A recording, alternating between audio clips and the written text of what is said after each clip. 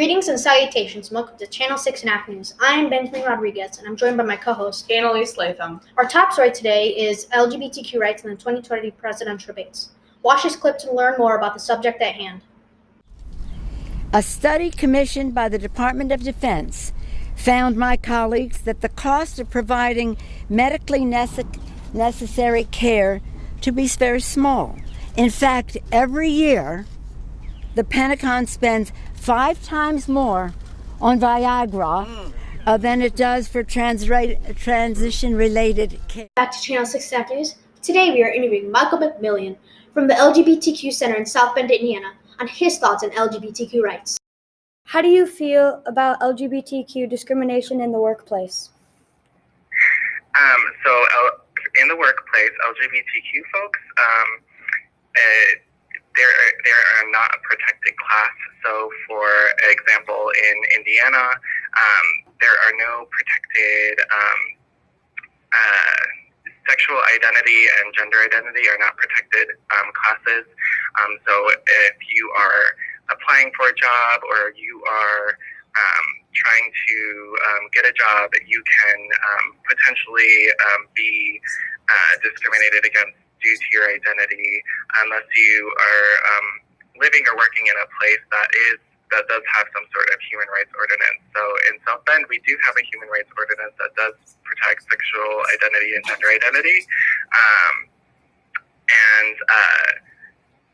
So unless it is actually put into an ordinance of some sort as a protected class, then it is something that LGBTQ folks face larger amounts of discrimination in the workplace. They face more stigma when whether or not they can be out at work, whether or not they can be fully who they are, their authentic self. So whether that's having a picture of their partner on their desk or talking openly about their partner, it's something that LGBTQ folks face a lot more pressure compared to their heterosexual peers.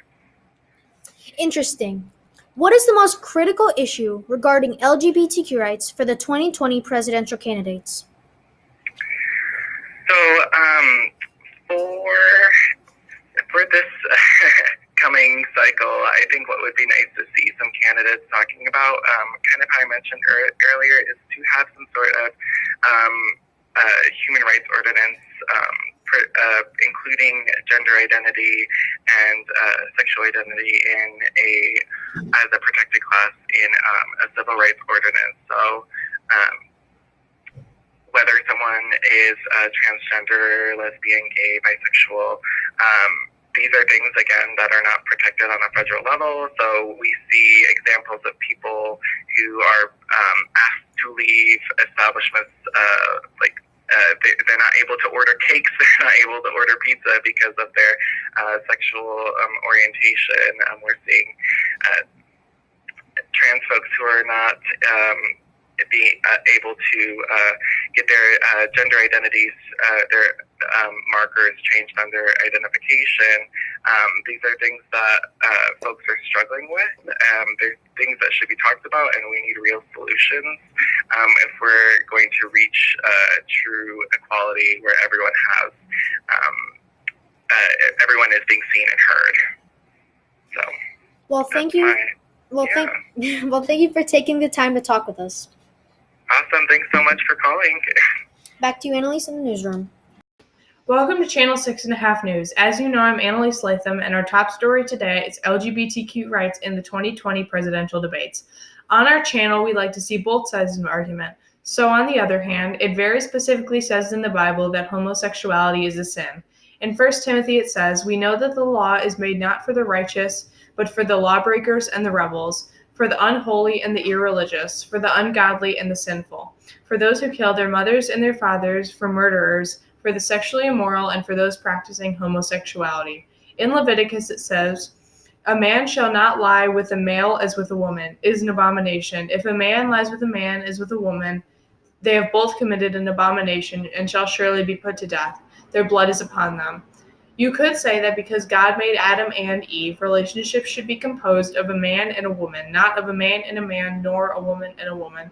However, lawmaking cannot be dictated by religion. So says the First Amendment, which reads, Congress shall make no law respecting an establishment of religion. I love the dignity that accompanies self-acceptance and the way our collective humanity gets expanded when one wrongfully marginalized community says, we are human beings.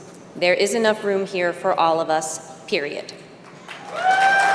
This declaration that one's worth is not affected by one's sexual orientation or gender is a trailblazing concept that lifts humanity into its fullest expression of itself. You hear about equal rights in the Civil War, both world wars, and in our society today.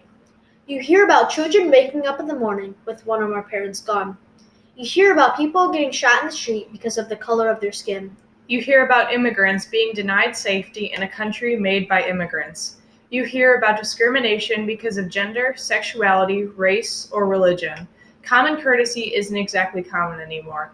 None of this is okay. Let's end this in 2020. Thank you for tuning into Channel 6.5 News for all your news updates. Good night, and make sure to check out next week's edition of Channel 6.5 News. Bye!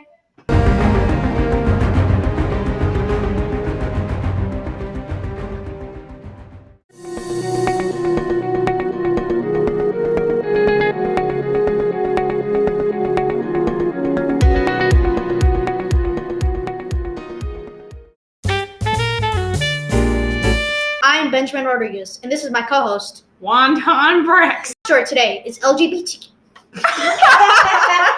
But our top story today is gender rights. Gender equality. Oh, it's my turn. Hello. I forgot. Dude, Sorry. you're so... I forgot. I mean, would you shut up? The stick was in the way. Yes. Ratings aside. What's your problem? Learn this. I keep saying learn! Alright, can I? Welcome back to Chicks. Welcome back to Chess. Welcome to Channel 6.5 News. As you know, I'm analyst. Make like one long video. Shabloinks. Shaboinks.